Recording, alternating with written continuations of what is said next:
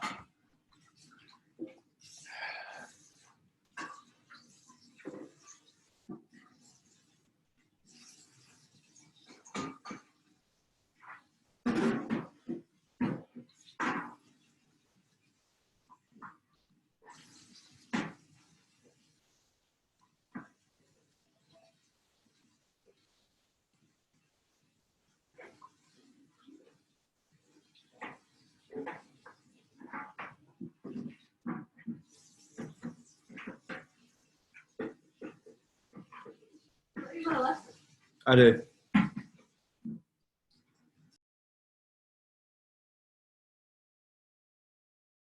Okay, let's start our second tutorial. Thank you for submitting your homework. I think I received 37 out of 40 students enrolling to this class. So I think most of you already submitted your homework, which is good. Okay, so our second topic is accounting for partnerships. So I think this is a very interesting topic and it's very relevant if after finishing your degree at UTS, you want to start a small business. You can use this partnerships as the form of the business and also understand some of the main transactions within the partnerships. Okay, and how to record the transactions and what will be the impact to transaction to the equity or the capital of each partner. Okay, so let's start with some definition of partnerships. So what is a partnerships? Partnership is simply two or more business owners combining their business, okay, with the main purpose to make a profit. Okay, so let's, for example, if we have Mr. A is a small business owner. Okay, so Mr. A is small business owner.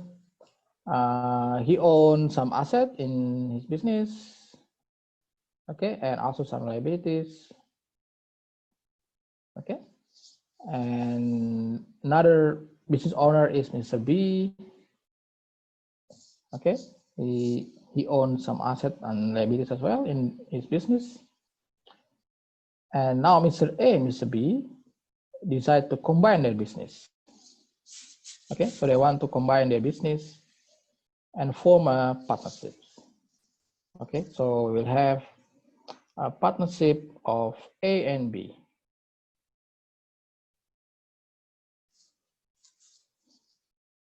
Okay, so Mr. A will bring all the asset and liabilities to these new partnerships, and Mr. B will do the same.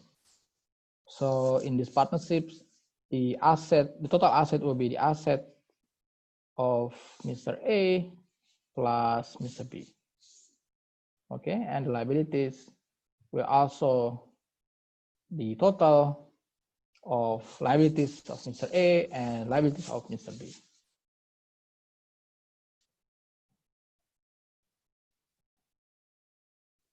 Okay, and the difference of this will be the equities or capital of A and B. Okay, so A and B, or A plus B.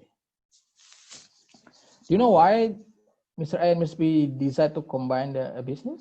what is the business rationale? Any idea? I think we should start with the business rationale. Why they need to combine the small business into bigger ones?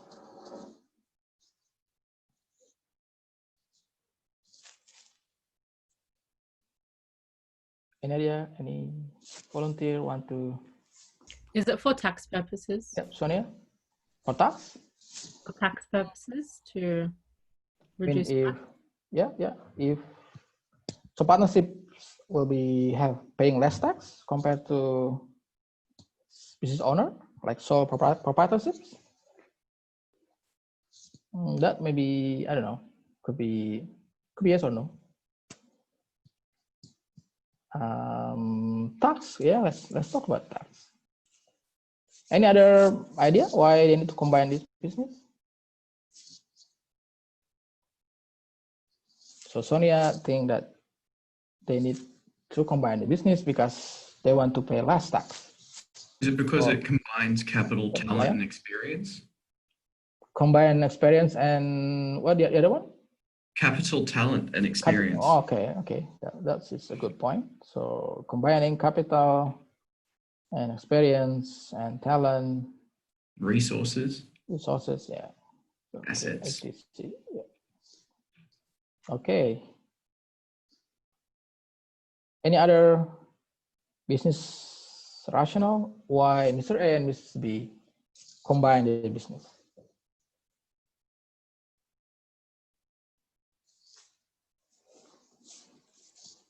No? Okay, let's put it.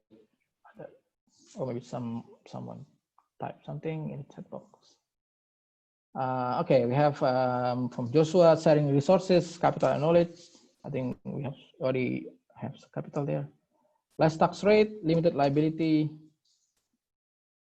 more capital together.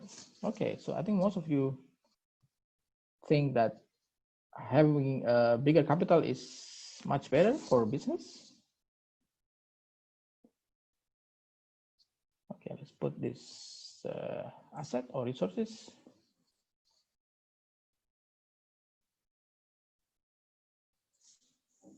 Okay, so I think most of you are correct, except for the tax. The main reason why small business owners want to combine the business and form a bigger business because they want to achieve what we call as a synergy. Okay, so business synergy is the main reason why business owners want to combine their business. Let's say that Mr. A is his business is on accounting firms, and Mr. B is on law firms or legal services. Okay, so by combining the business, Mr. A could share his accounting clients to Mr. B, and Mr. B could do the same. Right. So if Mr. A's client needs some legal advice or legal services, then the client can use services from Mr. B, which is within the same business firms. Okay, and Mr. B could do the same. If Mr. B clients need some accounting services, they could use the accounting services from Mr. A. Okay, so business synergy is very beneficial, and the impact to the revenues or the profit is quite significant. Okay, so synergy is very critical in business combination. Okay, that's one reason. The other reason, we have a concept called the economy of scale.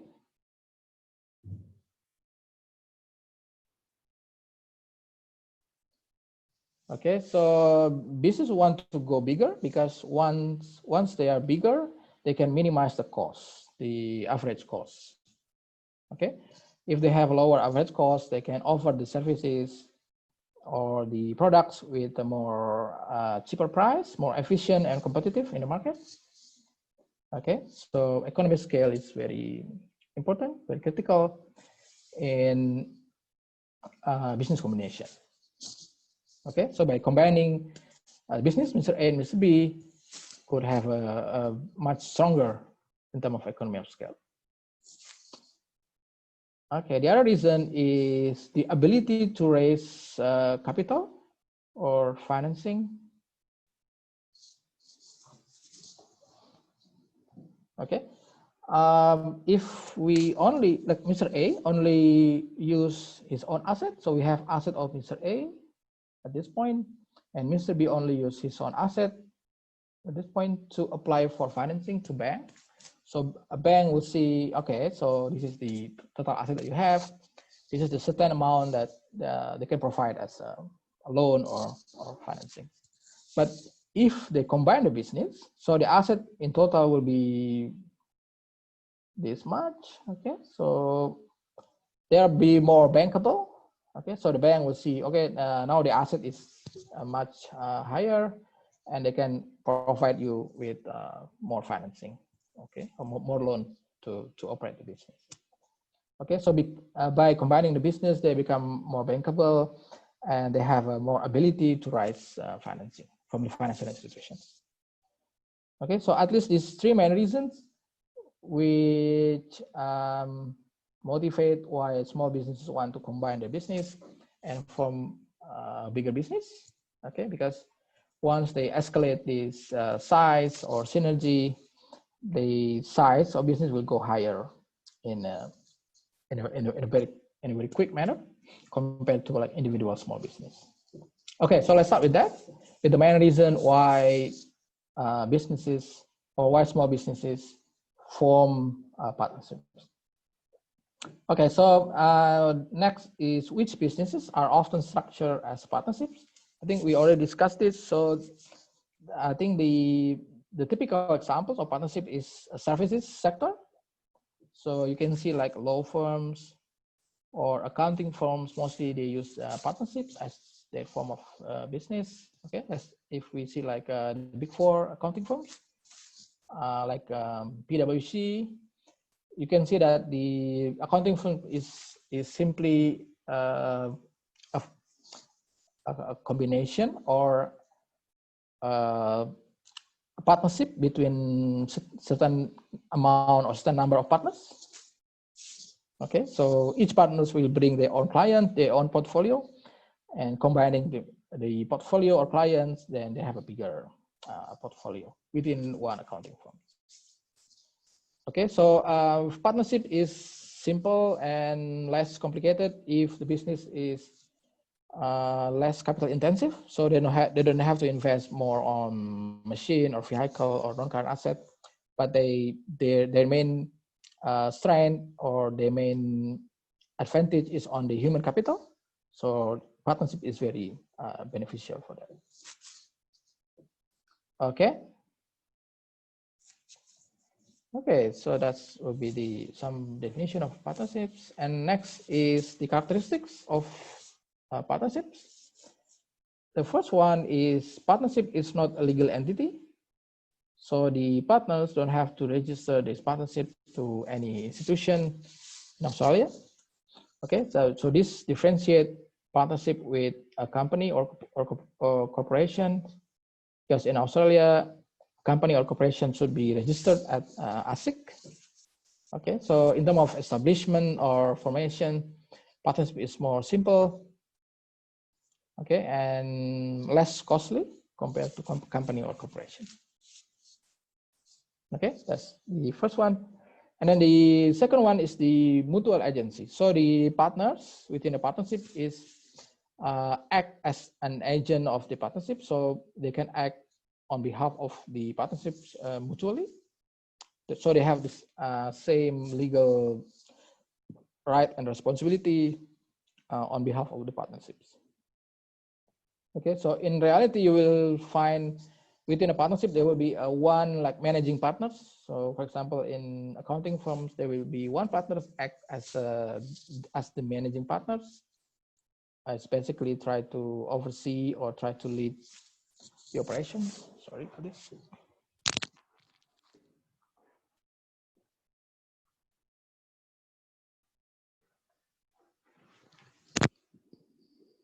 Okay, but in terms of legal responsibility, they all same. All partners have the same legal responsibility to the partners.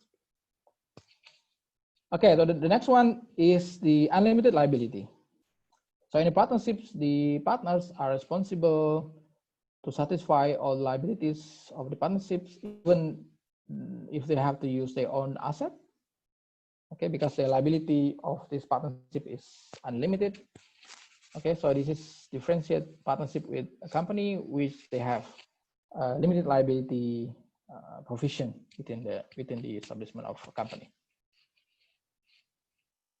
Okay, so in a company or corporation, the shareholders only responsible up to the share percentage of share that they own. Okay, so they don't have to they don't have to responsible by using their own asset.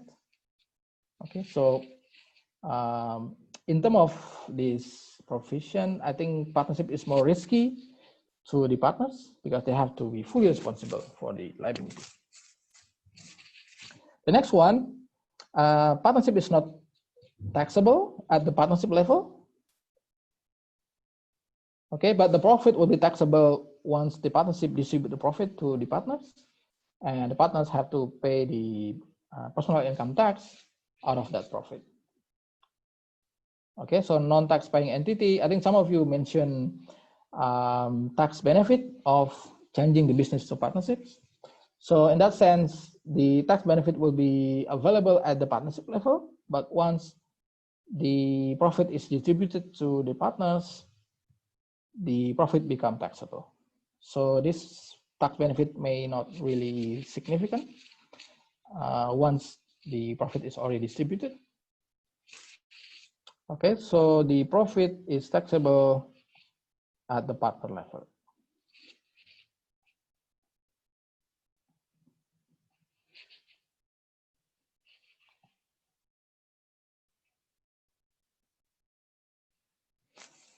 Okay, the next one is the co-ownership of properties. So the partners is co-own the asset or properties belong to the partnerships.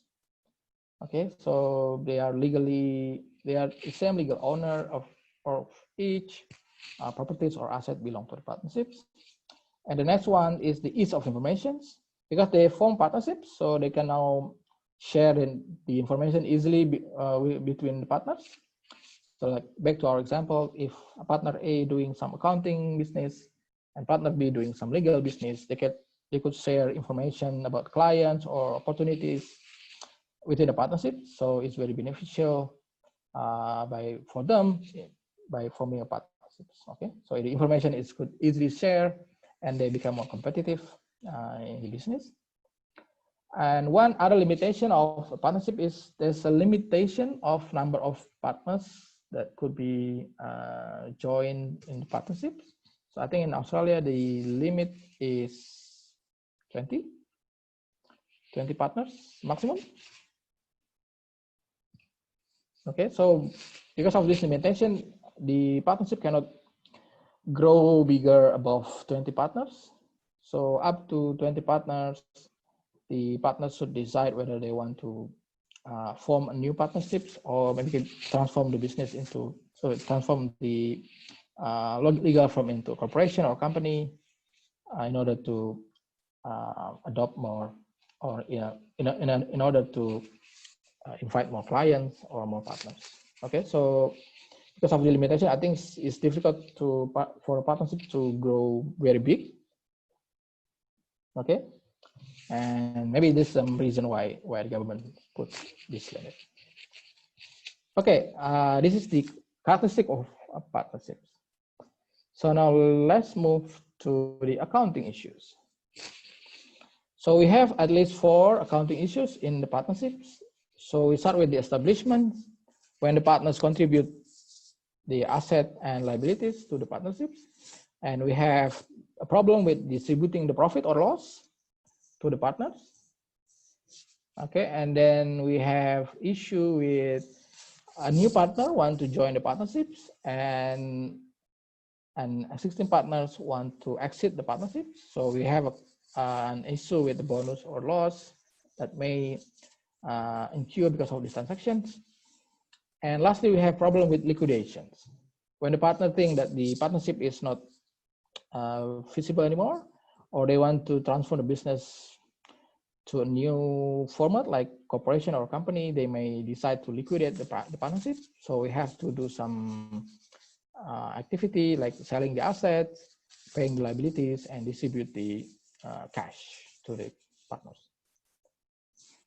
Okay, so this is a cycle that you have to understand. We'll start with the formation, distribution of profit, investment, withdrawal, and lastly liquidation. Okay, let's start with the first one. So when the partners decide to establish partnerships, so each partners will bring their asset and liabilities, okay, and combine the asset and liabilities within the partnership. So one thing that you have to remember that we always use the market value. Okay, so we always use market value in valuing the asset and liabilities contributed to the partnership. So you can ignore the historical cost or the book value, but always look for the market value. Okay, so and next is that we always record the account as detailed as possible. Okay, so let's say like detailed journal entry.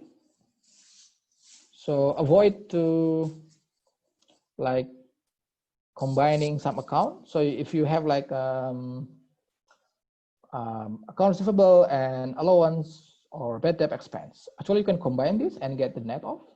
But I think it's preferable that you record both of them. Okay, in terms of clarity and in the beginning you want to know like in a very detailed level what accounts should be recorded in the partnership. Okay, so how we record formation of partnerships? We simply record all assets in the debit side. Okay, so we record the assets from partner A and the asset contributed by partner B in the debit side, and we record all liabilities from partner A and partner B in the credit side, and the difference will be their equities. Okay, so liabilities of partner A and liabilities of partner B. Okay, and lastly we have the equities. We use a capital account to record their equities. So we have capital of partner A and capital of partner B. Okay, so the capital is equity account, so their nature should be in the credit side. Okay, so if we have capital in the credit side, it means the capital of partner A and B is increasing. But if we have this account in the debit side, it means the capital is decreasing. Okay, so be detailed as possible, as detailed as possible for assets and liabilities. Okay, because we need a detailed recording in the formation of partnerships. Okay, that's the first transactions. And then the next one is when the partnership start operating and they start making profit or loss, the partner want to distribute this profit or loss to each partner. Okay, first you have to check is the partnership agreement. So you have to check in the partnership agreement how the partner want to distribute any profit or loss from the partnerships. Okay, so they may distribute the profit or loss equally, or they can use the proportion of their capital, or they can use combination of equal distribution and proportion of capital, or a certain amount is equally distributed and the other amount will be using proportion of capital or any other scheme that they want to use. Okay, but that should be written in the partnership agreement. Okay, so I think in the question or in the final exam, the question should clearly mention how the partners want to distribute any profit or loss from the partnerships. Okay, but if the partnership agreement says nothing about this distribution, or in the question that they don't mention clearly how the partners want to distribute the profit, you can assume that the partners will distribute the profit or loss equally. Okay, so the equal distribution is our main, our basic way of distributing profit or loss. Okay, before we think of some other mechanism. Okay, and how we record this in the journal entry? We simply record an income summary in the debit side, or you can also use retained earning. Debit side, and we have the capital of partner A and capital of partner B in the credit side. Okay, so you can see from this journal entry means the income summary is removed, being deleted by put in the debit, and the capital or the equity of the partners is increasing. Okay, so this is in a profit condition. In a loss condition, you just simply reverse the journal entry. Okay, so in a loss condition or loss distribution, you will have the capital of each partner in the debit side and the income summary in the credit side. Okay. Okay, so in the loss condition, just simply reverse this journal entry.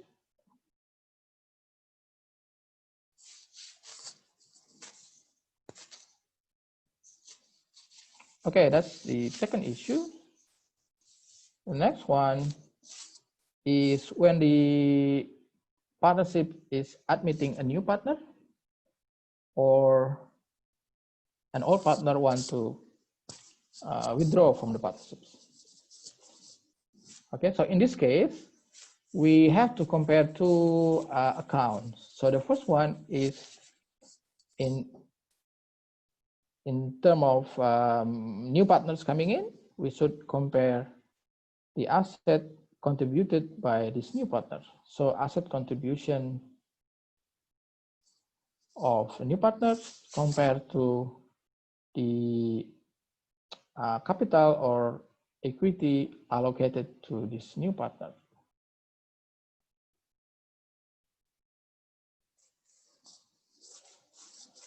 Okay. So if the asset contribution is equal with the capital allocation to this new partner, it means no bonus. So change color.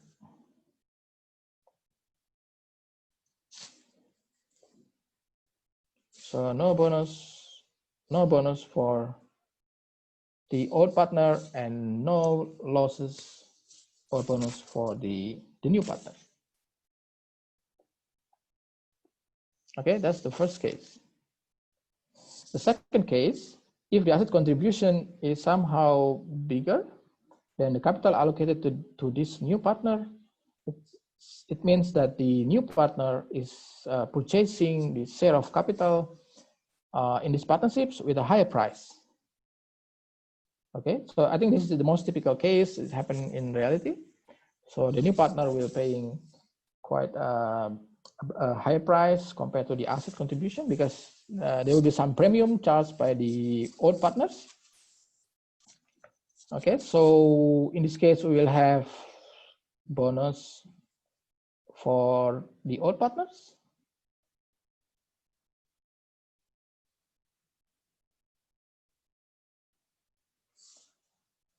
Okay, and loss for the new partners.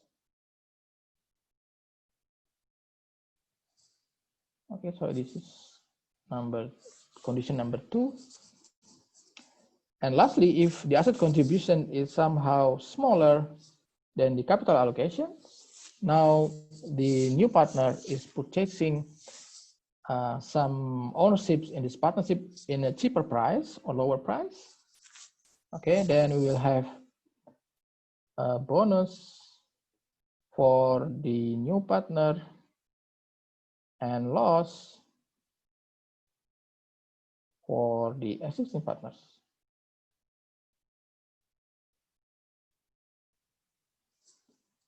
Okay, so these three conditions that we have to analyze before we make any journal entry. In case of in case of new partner coming in or an old partner want to exit the partnerships.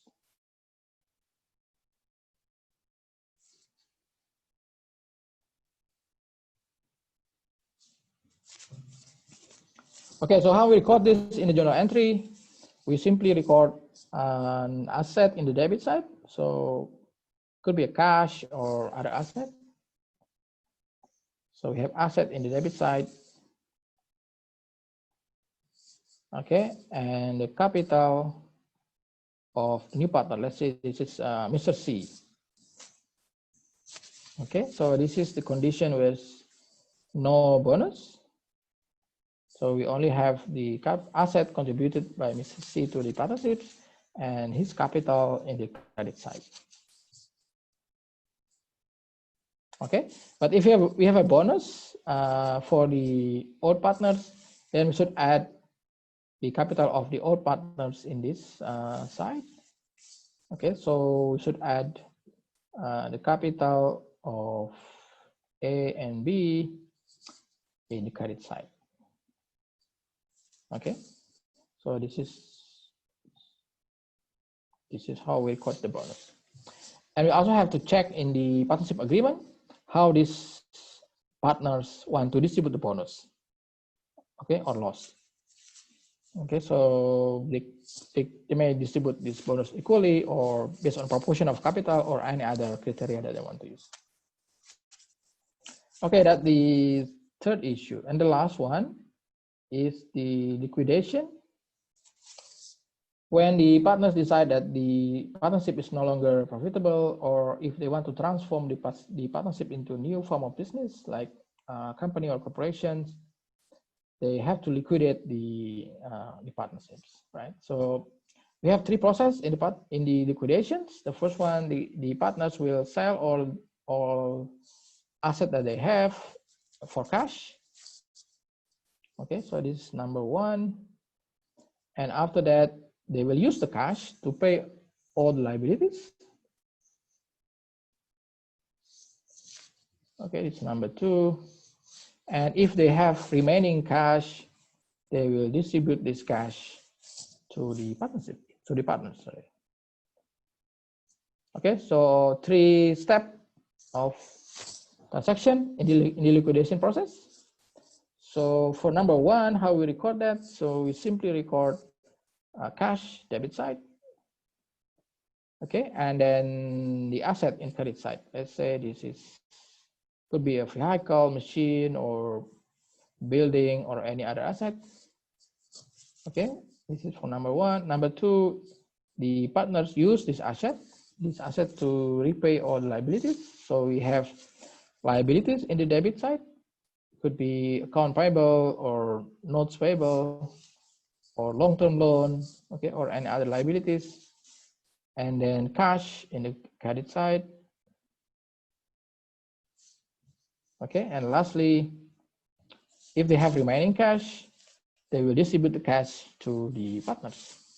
So we will have the capital of each partner in the debit side. So capital A and capital B debit side and cash credit side. So we remove or we delete the equity account of each partners, and also we distribute the cash using this journal entry. Okay, I think the journal entry is quite simple and straightforward. So I hope you get the logic. And I think the most complicated one is the number three, when we have new partners joining or we have old partner want to exit the partnership. So we have to compare this asset contribution or asset withdrawn with the capital allocated or capital withdrawn by the partners. Okay, any comment or questions on the accounting issues on partnerships? Sonia missed number 1 and 2. Okay, let's go back there. Oh no, that was before. I thought you didn't cover it. You Okay. did. Okay. Thank Okay, so now let's move to your homework then. Okay, so the first one is exercise 4. Okay, chapter 10, exercise 4. We have Sarah and Lucy form a partnerships by combining their sole trader businesses. Sarah contribute cash and land, and Lucy contribute cash and equipment. They also have some liabilities that they want to brought to these partnerships. And yeah, so first we have to identify the contribution of each partner. So let's start with Sarah. Okay, so Sarah contribute cash. So the cash contributed by Sarah is 54.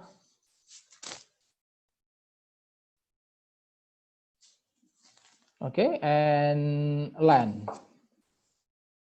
Remember that we use the fair value or the market value of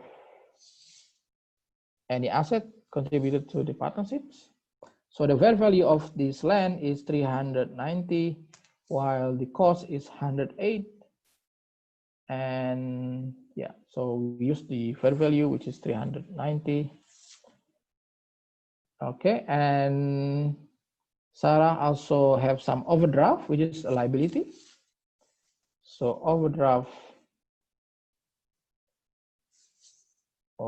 is a liability, so we should deduct this from Sarah's capital.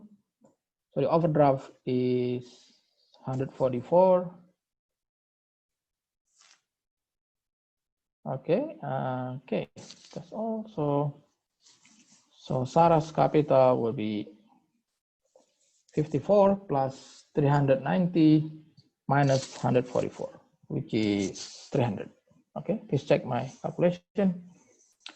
The next one is Lucy. So Lucy contribute cash for 120 and equipment. Remember, we use the market value. Equipment cost is 146. She had accumulated depreciation of 70. So we can calculate the book value actually from these two, but we use the fair value. So we can ignore the cost and the book value. So the fair value is 84. Okay, and Lucy also contribute her account receivable of 22. Okay, and some bad debts.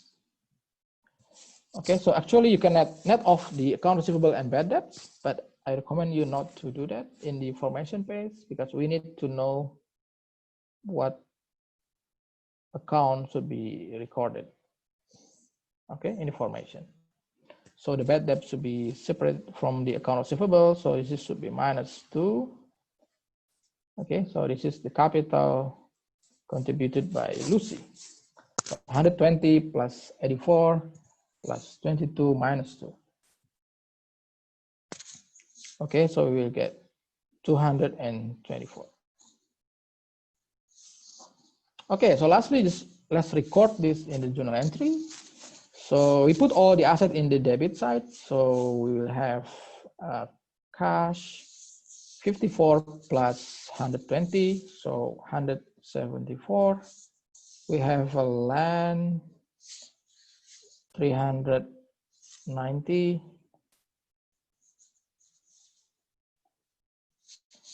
Okay, and then we have equipment.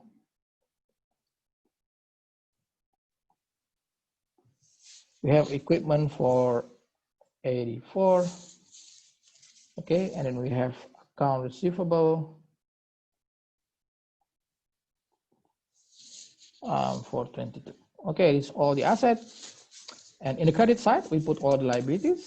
So first we have overdraft. Overdraft is 144, and we have this bad debt expense.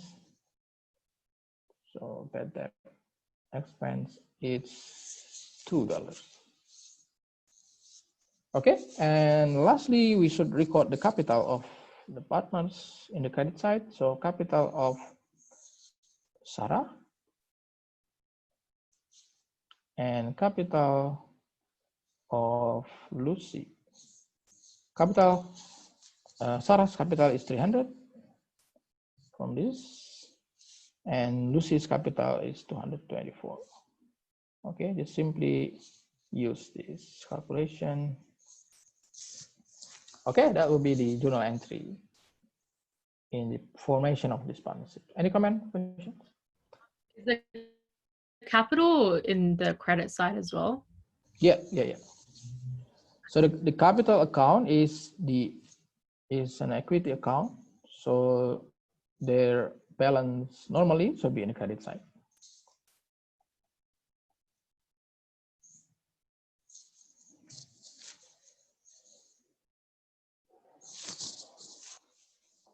Okay, any other comment or questions? So we have question from Liam. Is attendance marked for the subject? Zoom will mark your attendance. I just simply download it if I need it. Okay, but attendance is not the main criteria. Your knowledge is the most important for me. Okay, any other comment or questions? No. Okay, so let's continue to exercise 5. Now we have XYZ partnerships recorded a profit for 844,000. The 3 partners had nothing in their partnership agreement on profit sharing. How profits will be distributed, as we have discussed. If they have nothing in the partnership agreement, so we should assume that they will distribute equally. And B, they agree with some salary and distribute the profit with the proportion of 3, 2, and 1. Like this. Okay, so let's start with A. So because they have nothing in the partnership agreement, so the partners will distribute the profit equally. So we'll have equal distribution for each partner. So the profit is 540,000 divided by 3 partners. So each partners will receive 180,000. Okay, each. I think this should be easy. And B, they have some salary allocated to each partners, and they want to distribute the remaining profit using a proportion. Okay, so the remaining profit will be 540,000 total profit minus the salary. So the salary is 3 times 144,000. Okay, so this is the remaining profit that should be distributed using a proportion. So we have 108,000. Okay, so let's start with partner X. So partner X will get, this is, if we total this, the total is 6. Okay, so partner X will get 3/6, which is half, times this one, 108,000. Okay, and then plus the salary is 144,000. Okay, that's partner X. Partner Y will get 2/6, which is 1/3, times 108,000 plus the salary 144,000. Then partner Z will get 1/6 times 108,000 plus 144. Okay, so this is the distribution of profit. Okay, so partner X should get 198,000. Okay, partner Y will get 180,000. Partner Z will get 162,000. Okay, so the sum of these three should be 540,000. Okay, so this is how we distribute the profit. I think I have some table. Yeah, this is my calculation. So it's the same with the previous one. So first we calculate the proportion of their share in the profit distribution, and then we deduct the salary allowance for each partners, and then we get this allocation for each partner. Okay, so how we record this in the journal entry? We simply record an income summary in the debit, or you can also use retained earning. So income summary or retained earning in the debit side for 540,000. Okay, and then in the credit side we have the capital of each partner. So capital X, capital Y, and Z. And Z for this amount. So X will get 198,000. Y will get 180,000. Z will get 162,000. Okay, so this is journal entry. Any comment or question?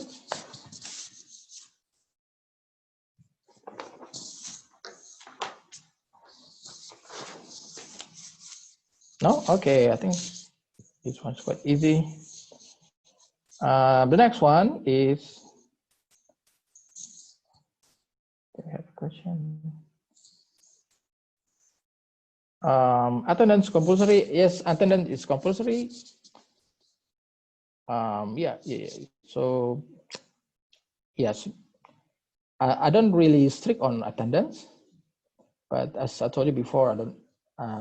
What my main concern is your progress on this subject. Okay. The next one is exercise 7. Now we have Peter and Paul. They are partners. They share profit and losses equally. Okay, so they want to share the profit and loss equally. Their capital balance is this amount, and they have a new partner, which is Mari, want to join the partnerships.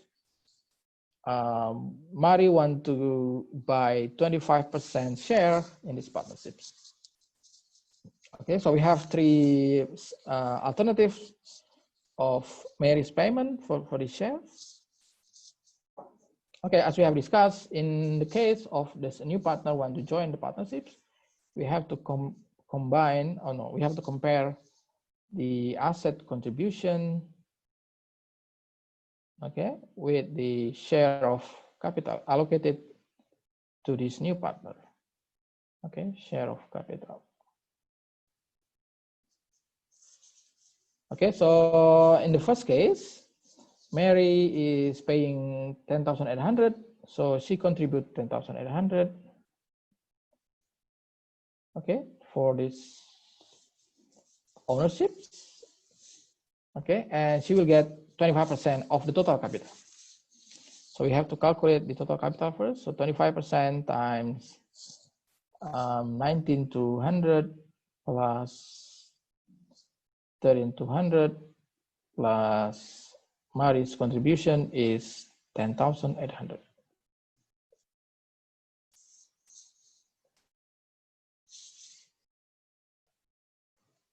Okay, so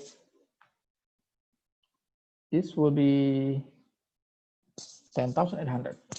Oh, same. Okay, so in the first case, the asset contribution is equal with the share of capital allocated to Mari. So in this case, we don't have bonus or loss. Okay, so no bonus or loss. Good.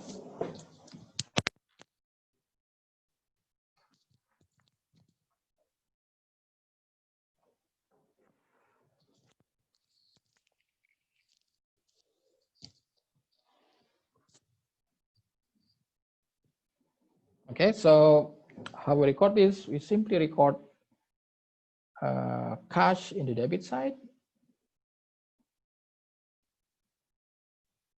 and marriage capital in the credit side. Okay, for 10,800 each.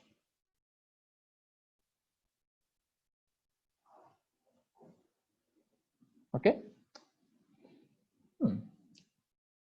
That's A. And B, now Mari is contributing 12,800 of cash.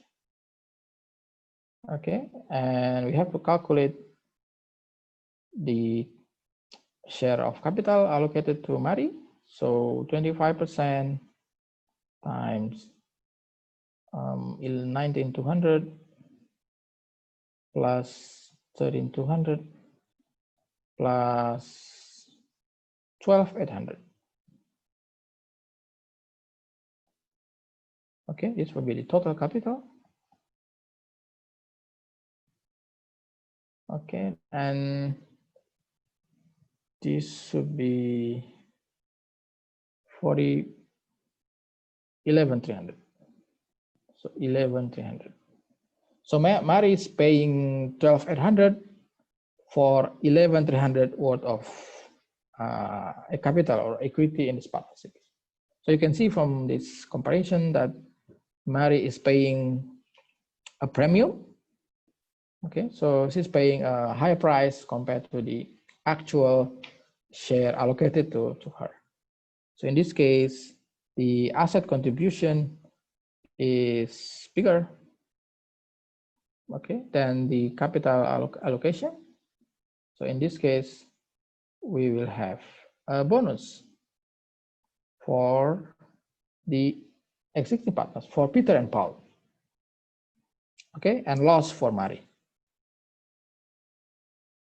Okay, so we have a loss for Mari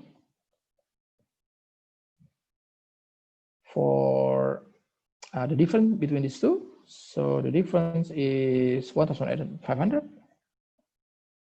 Okay, and then bonus for Peter and Paul. Peter and Paul. So we have two partners. They want to distribute this bonus equally. So simply divide this total bonus by 2. 1,500 divided by 2. So each of them will get 750 of bonus. Okay, so how we record this in the journal entry? First, we record cash debit side for this one, 12,800. Okay, and then we have the capital of Mari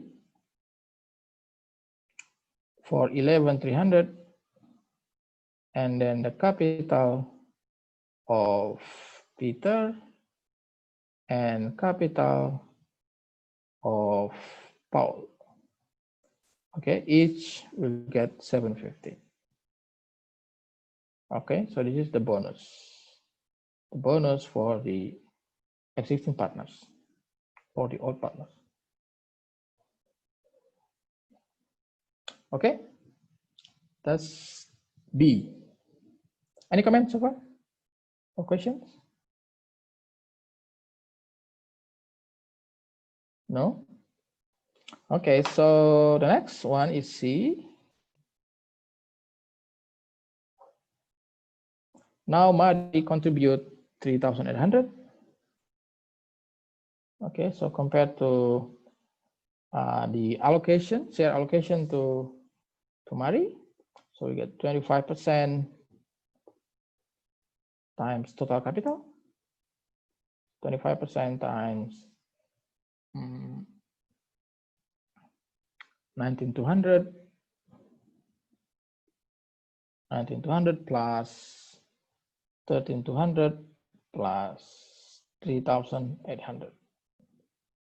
Okay, so if we calculate this total capital, we will get 9,050.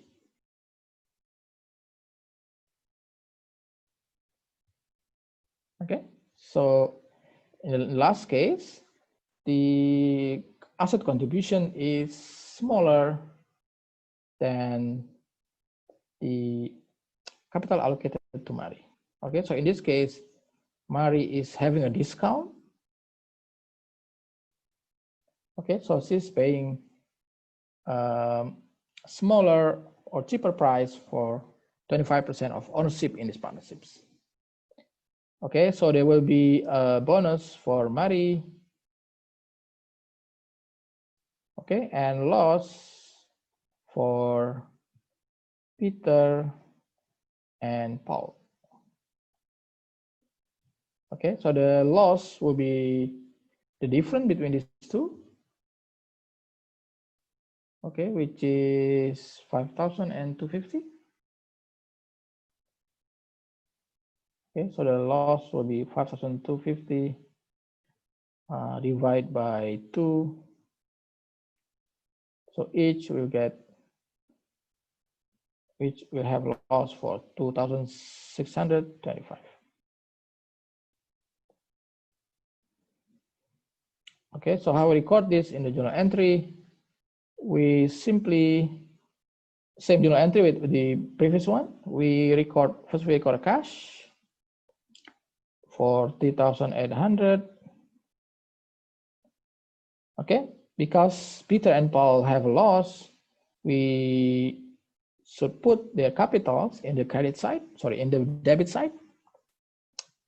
So we have capital of Peter and Paul in the debit. Okay, for this amount, 2,625. Okay, and lastly, we have the capital of the new partner. Capital Mari for this amount, and 9,050.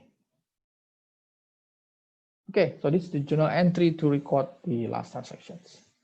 Okay, so it's very critical that we accurately compare the asset contribution or asset withdrawn with the share of capital allocated to the new partner. Okay, so once we get all the numbers, you can easily record the journal entry. So I recommend you not to jump directly to the journal entry, but finish the calculation first. Okay, once you get all the numbers, then you can make the journal entry. Any comment or questions on exercise 7?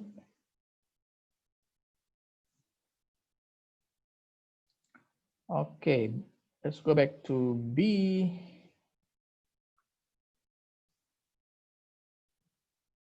Okay, so this is B for Justin. Okay, so this is basically the bonus for Peter and Paul.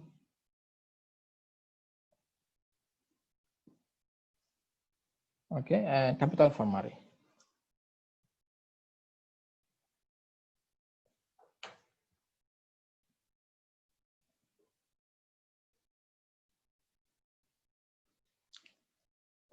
Okay, any other comment or questions?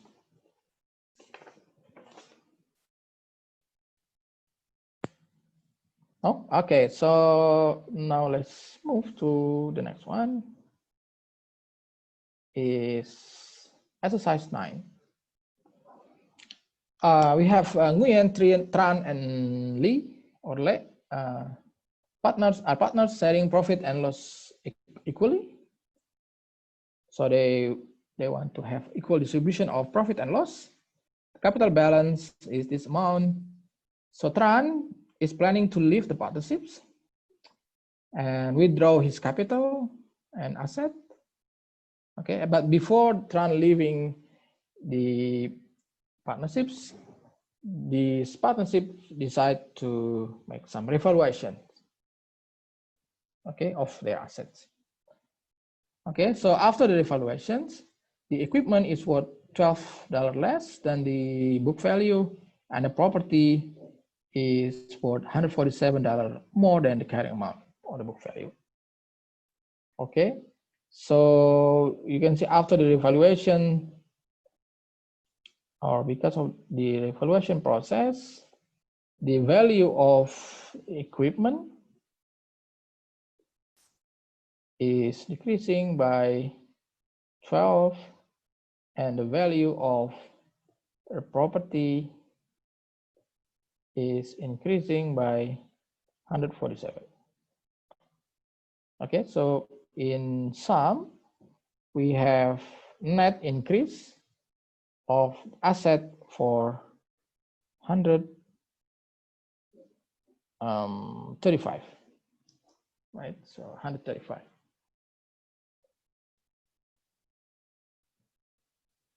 Okay, of net increase of asset.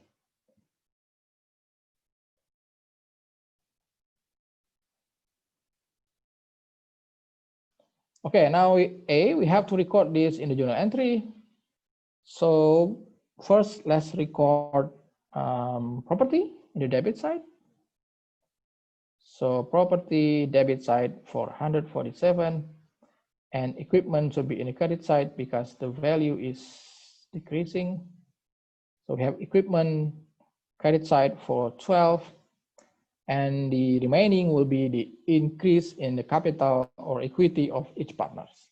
So the partners decide to distribute the net increase or net equity equally. So simply 135 divided by 3. So we should divide this by 3. 135 divided by 3, we get 45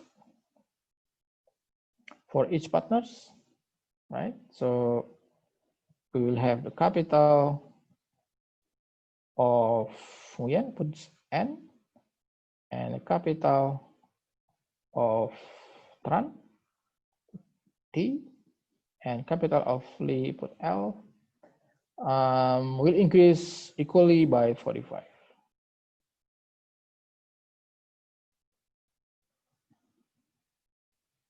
Okay. Okay, we have question from Jayanta. Can you tell me what reevaluating asset means? Also, when someone leaves a partnership, do the partner always reevaluate the asset? Yeah, it's common before a partner joining or all partner want to exit the partnership. It's very common for a partnership to do some reevaluation because they want to update. They want to update the value of their asset and liabilities to the current value, okay, or the market value, okay, so they can properly identify the amount that should be withdrawn by the exiting partners. Okay, so what is revaluation? Revaluation is basically a process of adjusting the value of asset from the book value or the carrying value. So let's say we have an asset, a building, for example. So this building have a book value or the carrying value, book value or carrying value for like say like 1,000. Okay, but you know the value of building in the market will mostly increase steadily because the property market is quite lucrative, right? So the building value mostly will increase, but the increase of this value of the building is not reflected in the income statement. Okay, because as we have discussed in the first tutorial, we record the value of non-current asset based on the acquisition cost when the company first purchased the building or they construct the building. So we have a discrepancy or a gap between the book value and the market value. Okay, so market value. So let's say this building market value is 5,000. Okay, so you can see this from these two values, there's a gap. Okay, so basically revaluation is adjusting the value of an asset in the balance sheet or in the accounting records with the market value of this asset. Okay, so the balance sheet will reflect the fair value or the market value of the asset. Okay, so it will be a fair representation of the company's asset or the partnership's asset. Okay, so this is the simple idea of revaluation, adjusting the value of the asset from the book value to its market value. Okay, so the difference of this, the gap or discrepancy, if it's increasing, will be additional equity. So the equity of this a partnership or company will be increased, but sometimes we have a lower value. So if the market value of this building is somehow lower than the book value, then the equity will be declining. Okay, it's similar idea with impairment. So what this partnership have done is they adjust the value of equipment from the book value, the one that they record in the balance sheet, with the market value. Okay, and they found that the market value of the equipment is somehow lower by $12 than the book value that they have in the balance sheet. Okay, but for property, the book value is smaller than the market value. Okay, so the market value is $147 higher than the book value. So basically, this is the gap or discrepancy between book value and the market value.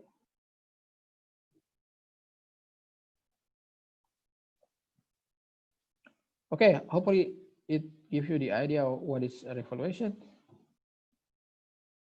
Okay, and now we move to B.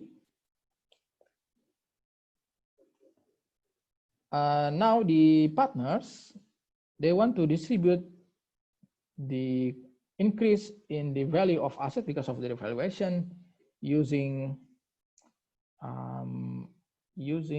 the capital balance. So based on now they want to distribute this increase in the value of asset of 135 using the proportion of the capital.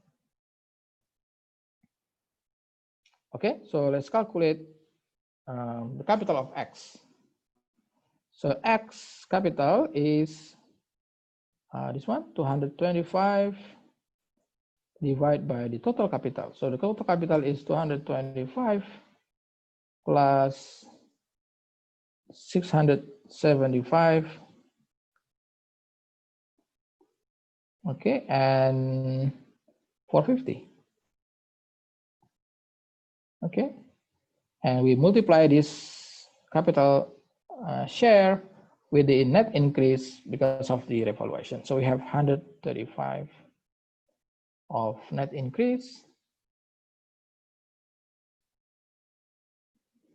Okay, so let's calculate later on, and we do the same for Y. So Y's capital is 775. So we have total capital is, we just sum all the capital. Okay, and multiply this by 135 and do the same for Z. I don't have space to write, so you can write in your books. Do the same for Z. So for Z is 450 divided by total capital.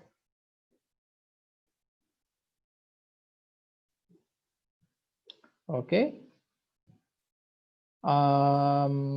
Then for X, we should get so total capital multiply with the net increase of asset, we should get 22.5. Okay, so 22.5. And for Y, we should get 67.5.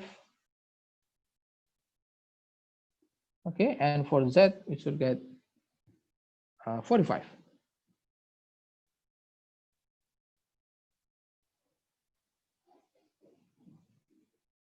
Okay, so this is the new distribution of the net increase of asset using proportion of the capital. Okay, so how we record this? We have the same journal entry like this, but now we change the capital distribution to each partner. Now we use this number. Okay, so we will have property in the debit for 147. Okay, and then equipment credit side for 12, and then a capital of each partners, capital X, capital Y, capital Z. Okay, so as we have calculated before, the capital, sorry, not X, Y, Z. So capital Nguyen, Lee, and Tran. So let me put it N, T, and L. So capital Nguyen is 22.5, Tran is 67.5, and Lee is 45. Right. Okay, this is the journal entry for B.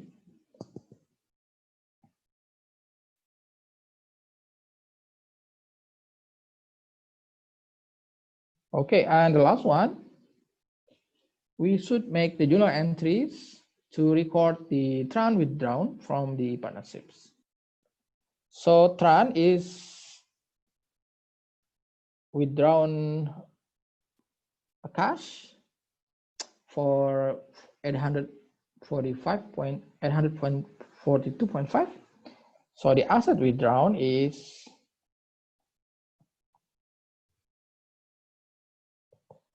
842.5. Okay, now we have to compare this asset withdrawn with the capital withdrawn, right, by the exiting of Tran. Okay, so but first we have to update the Tran's capital. So Tran's capital, okay, initially is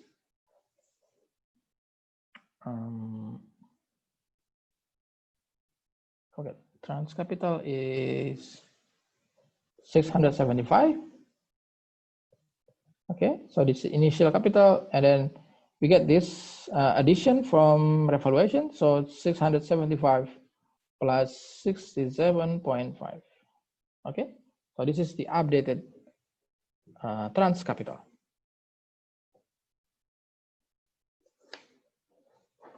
Okay, so this should be 742.5. Okay, now we compare these two.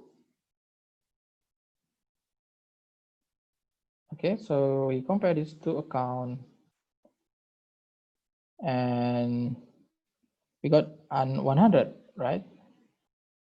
100 different. So asset withdrawn is bigger than the Tran's capital. So we get some bonus for Tran. So bonus for Tran is 100. Okay, and loss for Nguyen and Lek. Okay, so they want to distribute this loss equally, right? So their loss will be 100 divided by 2, which is 50 each.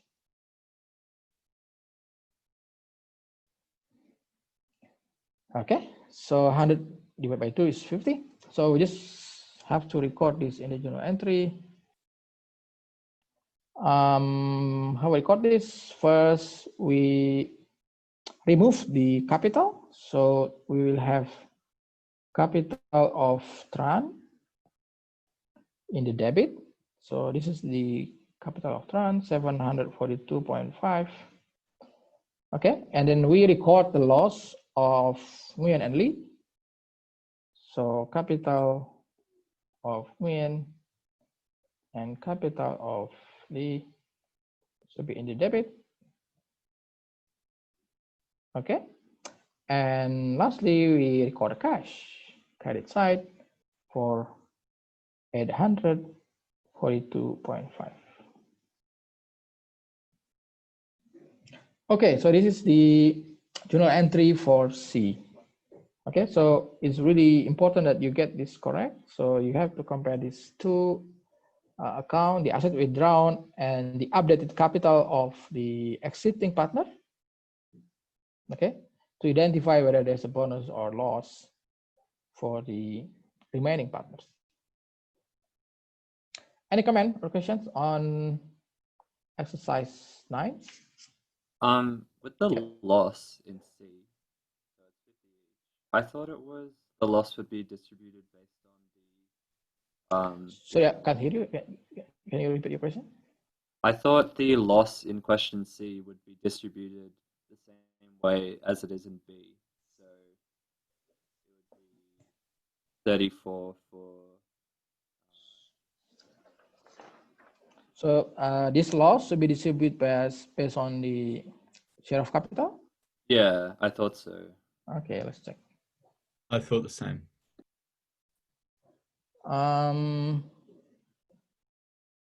Okay, so basically we use the question B, right? Yeah, it should be. The basis capital balance as in B, if C, yeah, I think you're right. So because we should use information on question B, which is they distribute based on the capital. Okay, so yeah. So let's do another version of this. So now we distribute this using the share of capital. Okay, so first we have to update the capital of Nguyen and Tran. So let's do it here. So the capital of Nguyen initially is how much? 225. Okay, so we should add this with this new addition, 2.5. Okay, and then the capital of Lee is initially 450. Okay, plus this one 45. Okay, so we got the total capital. So this one should be 247.5, and this one should be 495. Okay, so we can calculate the proportion of their capital. So the trans capital is this one, 742.5, and that's their capital. So so this distribution based on proportion of capital of loss will be 247.5, right? Divide by 247.5 plus 742.5 plus 495, okay, times 100 total loss.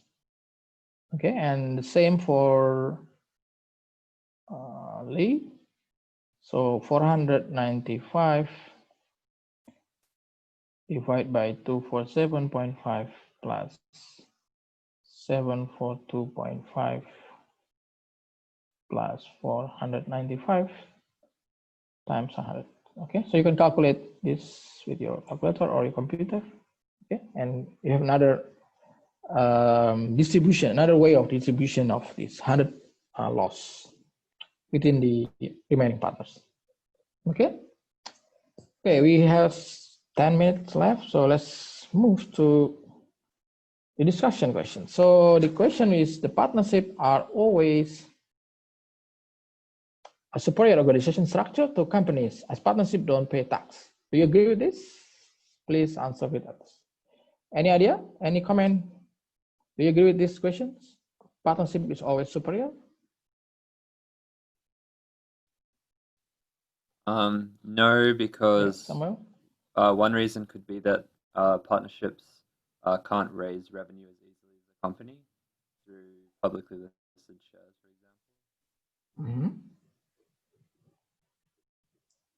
Okay, so partnership cannot raise revenue from investor, so they cannot sell like shares to the capital market, right? Or like they cannot obtain more debt financing instead of like a company.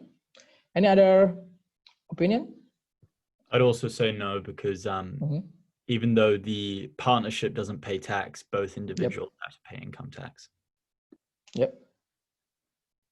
Okay, so let's discuss this with minimum three reasons, three characteristics of partnership and corporation. Let's start with the formation, right? So as we have discussed, partnerships is not a legal entity, so they don't have to register the formation or establishment to any legal institution in Australia. So in that sense, partnership is more simple, okay, and less costly in the formation phase. So in this sense, partnership have some advantage compared to corporations, right? That's the first one. And next is the tax.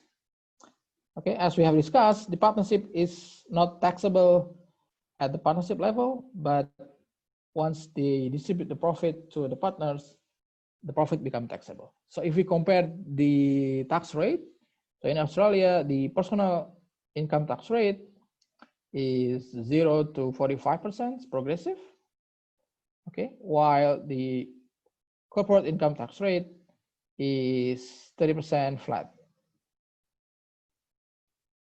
Okay, so in this sense, the profit of a partnership could be subject of higher tax rate bracket, okay, at the partners level.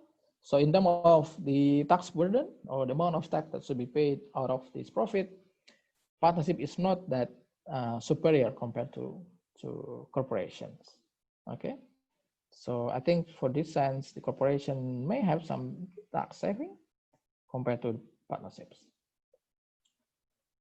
Okay, and lastly, let's discuss the ability of a partnership to raise financing. Okay, so a corporation have two alternatives in raising financing, right? First, they can use an equity financing, as we have discussed before, that they can issue shares in the capital market and get some funding. Okay, that's the first alternative. And second, they can use debt financing or liability financing by issuing a bond or obtaining a financing from bank. Okay, so there's more alternatives for corporation. While partnerships only able to generate some financing from liquid liability financing or debt financing, they cannot issue shares in the capital market. So obviously they don't have an option of equity financing. So in this sense, a corporation have a superior option compared to partnerships. Okay, so you can add more characteristics, but I agree with you that partnership is not always superior. I think the main advantage of partnership is they are very simple in formation, and it's easy for them to restructure the partners. Okay, so admitting new partners or exiting partners could easily be recorded compared to a company. Okay, but other than partnership is not really superior compared to a company or corporation. Okay.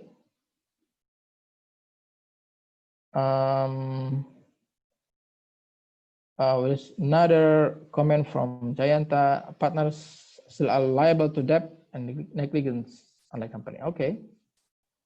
Yeah, good point. You can add that. So we still have 5 minutes. So one more question is the practical question. So in accounting, the question is in accounting firms, partners can be equity or non-equity. Equity partners receive more variable compensation. So equity partners is just like an owner of the partnerships. Okay, so the partner will get the residual income or profit of these partnerships, while non-equity partners is just like an employee of the partnerships, like executive or directors of the partnerships, while the compensation is more fixed, like a salary. So the question is, in the event of COVID, would you prefer to be an equity or non-equity partners? Okay. So because of COVID, I think there's a significant decline in the audit assignment, okay, in the accounting firms. So you can see that number of clients or number of IDT will be declining, and there's some problem in the revenue stream of an accounting firms.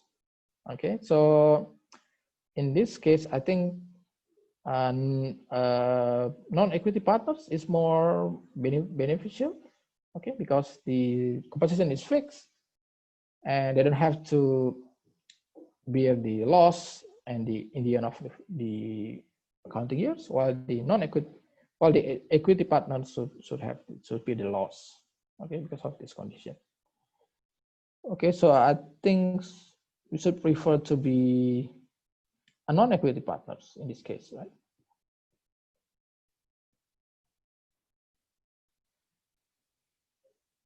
Okay, because the compensation or the salary is more fixed. Okay, less affected by COVID.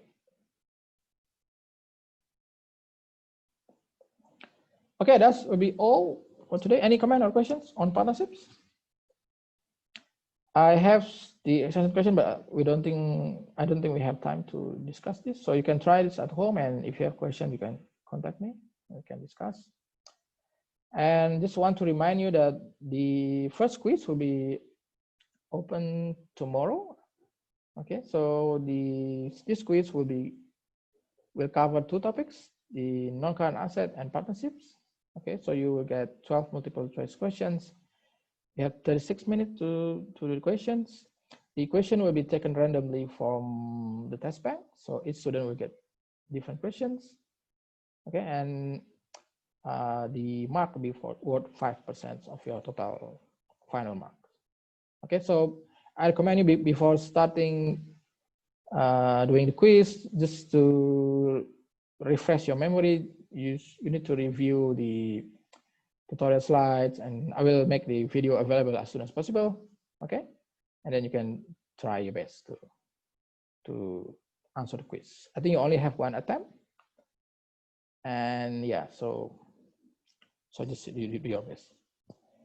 Okay, any comment or questions before we finish? Thanks, Subhadra. Thank you. Thank you. I'll see you next week. Thank you.